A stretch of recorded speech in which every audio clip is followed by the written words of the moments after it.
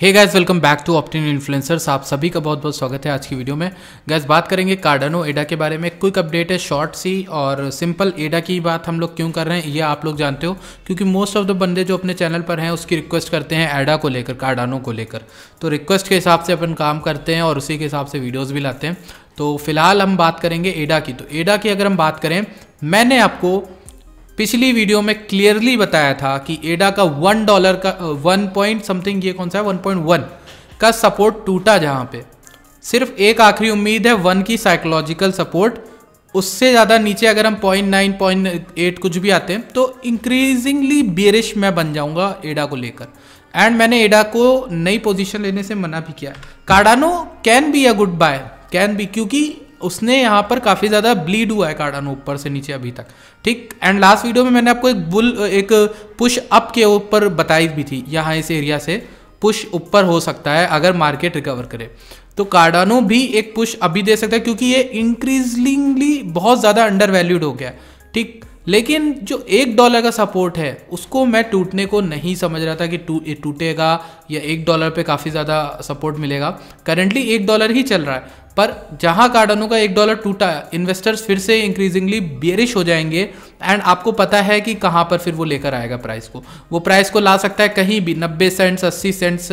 In fact अगर मैं आपको कंसर्निंग चीज़ बताऊं तो कार्डानो के वीकली में अगर मैं टेस्ट करूं तो कुछ आने वाले हफ्तों में कार्डानो वापस आ सकता है नीचे। ये मेरे को बहुत ज़्यादा चीज़ खतरनाक लगती है देखने में। और अगर आप डेली में देखो तो कहीं बीच में मान लो कि सपोर्ट ले भी ले 90 सेंट 80 सेंट 70 कहीं भी, पर नीचे आने वाला, क्या ऐसा कोई प्रोजेक्ट में आपको इन्वेस्ट करना है आने वाले टाइम में कि जो नीचे आ जाए या फिर आपको बहुत ज़्यादा लॉस दे? ऐसे प्रोजेक्ट में आपको क्यों इन्वेस्ट करना है, जब मैं आपको और सारे प्रोजेक्ट्स बता रहा हूँ जो ऐसे प्रोजेक्ट्स हैं जो आपको ऊपर लाके रिजल्ट्स लाके देंगे, मतलब प्रॉफिट लाके देंगे। तो ऐसे प्रोजेक्ट्स में क्यों एंटर करना, ठीक।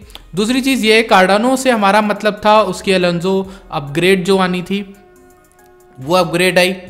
उसके बाद हमने कार्डानो में काफ़ी अच्छा प्रॉफिट यहाँ पे बुक किया था अगस्त के समय में, जो कार्डानो की रैली हुई थी।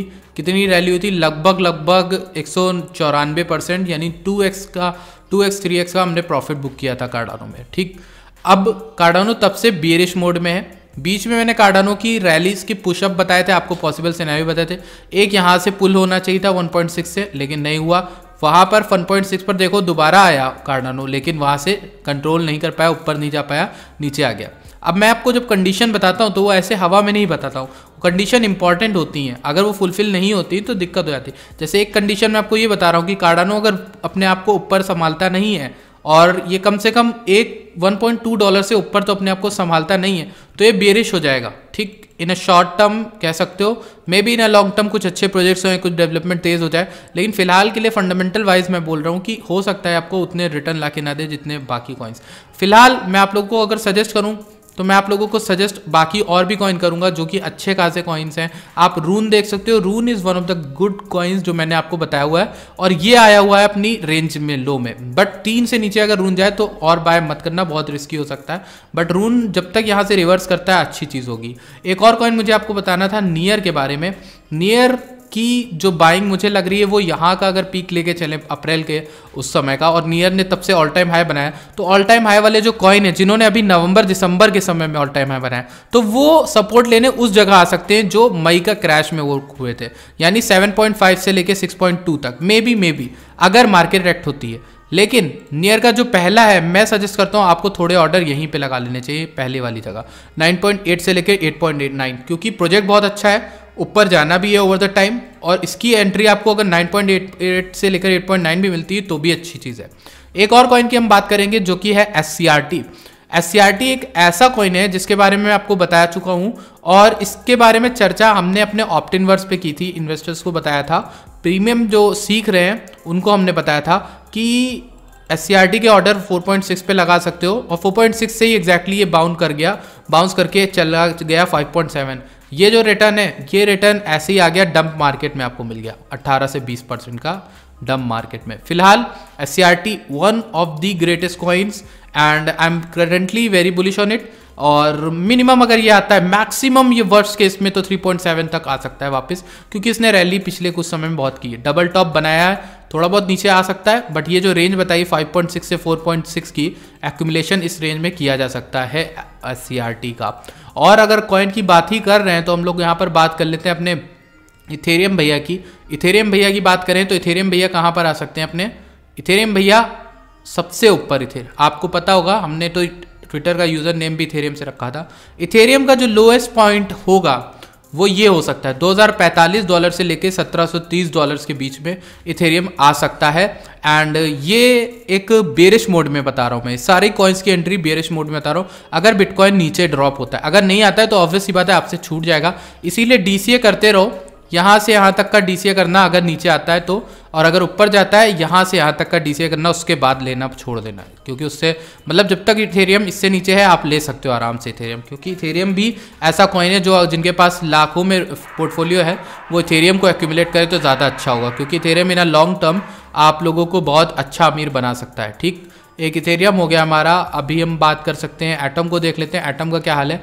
एटम ने पहले अपने सपोर्ट से बहुत अच्छी बाउंस मारी है। एंड एटम का पहला अपना कौन सा था? ये वाला था, पहली लाइन जो बनी थी 31 से $32, वहां से बाउंस मार के 36 चला गया। अब क्या हो सकता है? एटम में एक चीज ध्यान रखना कि एटम यहां से रिजेक्ट भी हो सकता है, पिछली बार भी ऐसा ये हुआ था। तो एटम में ना अपना स्टॉप लॉस लगाना, अगर ऊपर ट्रेड कर रहे हो या कुछ भी करो, एटम में अपना स्टॉप लॉस जरूर लगाना, ये वीकली में एक चीज़ है। ठीक, क्योंकि वॉल्यूम भी काफ़ी हाई था इस जगह, तो इस जगह से एक रिजेक्शन हो सकता है बने और मार्केट डंप कर जाए। ठीक, तो ये चीज़ आप लोगों को देखना है। आई होप आपको ये वीडियो पसंद आई। अभी हम कार्डानो के नेटवर्क एक्टिविटी को देखते हैं। एनवीटी रेशियो जो होता है वो बताता है नंबर ऑफ ट्रांजैक्शंस जो होते हैं उनका ratio with market cap of the coin. तो जब ये रेशियो बढ़ता है तब हमें एक बेरिश सिग्नल मिलता है। बेरिश सिग्नल का मतलब ये होता है कि नेटवर्क की यहाँ पर रिलेटिव हाई नेटवर्क वैल्यू है बट लो नेटवर्क एक्टिविटी है, मतलब नेटवर्क एक्टिविटी कम है, लोग ट्रांजैक्शन कम कर रहे हैं लेकिन वैल्यू ज़्यादा है, तो मतलब ये ओवर वैल्यूड दिखाता है। वैसे ही अगर ये रेशियो जितना कम होता है उतना वो बुलिश साउंड करता है। जैसे नवंबर के समय में नीचे था, नवंबर समय में तो काफ़ी बुलिश साउंड कर रहा था, पर अभी थोड़ा ये ऊपर उठ रहा है। ठीक, तो ये एक चीज़ है जो आपको मैं बताना चाह रहा हूँ। बाकी कार्डानो को लेकर आप ट्विटर पर सर्च करो तो आपको ऐसे बहुत से ट्वीट्स मिलेंगे जो काफ़ी बेरिश हैं कार्डानो को लेकर। अगेन मैं ये नहीं कह रहा हूँ कि आप कार्डानो को अपने लॉस में सेल करो। कुछ लोग कह रहे कार्डानो 90 सेंट से नीचे आ गया तो बहुत दिक्कत हो जाएगी, बट मैं ये नहीं कह रहा कि कार्डानो एक खराब कॉइन है। मैं फिलहाल ये कह रहा हूँ कि जब तक कार्डानो एस्टैब्लिश नहीं हो जाता अपने डेवलपमेंट्स, अपने प्रोजेक्ट्स को लेकर, तब तक कार्डानो को मैं आप लोगों को कार्डानो के अल्टरनेटिव्स बताऊंगा जिनमें आप इन्वेस्ट कर सकते हो। मैंने आज बताया जैसे। ठीक, मैं बस ये कह रहा हूँ कि अगर आपको प्रॉफिट कहीं और ज़्यादा मिल रहा है इन अ शॉर्ट टर्म तो आप उसको प्रेफर करो, ठीक, रेदर देन दैट कॉइन। तो फिलहाल के लिए that is up for today's video. Thank you so much for watching this video. मैं मिलता हूँ आपसे नेक्स्ट वीडियो में। धन्यवाद।